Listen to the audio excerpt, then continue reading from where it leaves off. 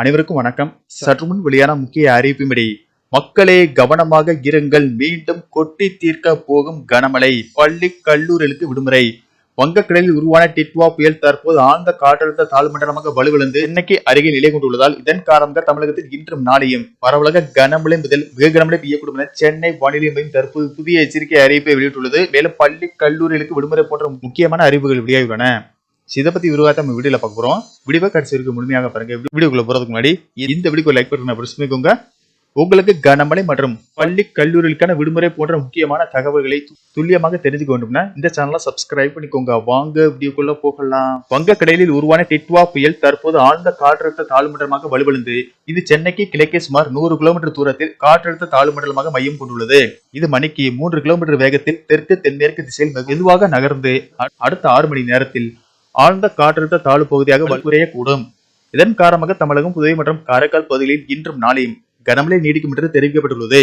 கனமழை காரணமாக முன்னெச்சரிக்கை நடவடிக்கையாக இன்று பள்ளி கல்லூரிகளுக்கு விடுமுறை அளிக்கப்பட்டது போல நாளையும் விடுமுறை அறிவிக்கப்படும் என்று கூறப்படுகிறது. இந்த நிலையில் சென்னை வானிலை மையம் வெளியிட்டுள்ள செய்திக்குறிப்பில் இன்று தமிழகத்தில் அநேக இடங்களிலும் புதுச்சேரி மற்றும் காரைக்கால் பகுதிகளிலும் இடி மின்னலுடன் கூடிய லேசானது முதல் மிதமான மழை பெய்யக்கூடும் என்றும் நீலகிரி, ஈரோடு மற்றும் கோவை மாவட்டங்களில் ஓரிரு இடங்களில் கனமழை முதல் மிக கனமழையும் திருப்பூர், தேனி, திண்டுக்கல், தென்காசி, திருநெல்வேலி, கன்னியாகுமரி, சேலம், நாமக்கல் ஆகிய மாவட்டங்களில் கனமழை பெய்யக்கூடும். மேலும் இன்று சென்னை, திருவள்ளூர், செங்கல்பட்டு, ராணிப்பேட்டை, காஞ்சிபுரம், விழுப்புரம், கடலூர், கள்ளக்குறிச்சி, திருவண்ணாமலை, அரியலூர், பெரம்பலூர், மயிலாடுதுறை, தஞ்சாவூர், திருவாரூர், நாகப்பட்டினம், புதுக்கோட்டை, ராமநாதபுரம், தூத்துக்குடி, திருநெல்வேலி, கோயம்புத்தூர், மதுரை, தேனி, திண்டுக்கல், புதுச்சேரி மற்றும் காரைக்கால் ஆகிய மாவட்டங்களில் மழை பெய்யக்கூடும். மேலும் தமிழகம், புதுவை மற்றும் காரைக்கால் பகுதியில் ஓரிரு இடங்களில் அவ்வப்பொழுது பலத்த தரைக்காற்று மணிக்கு 35 முதல் 45 கிலோமீட்டர் வேகத்தில் வீசக்கூடும்.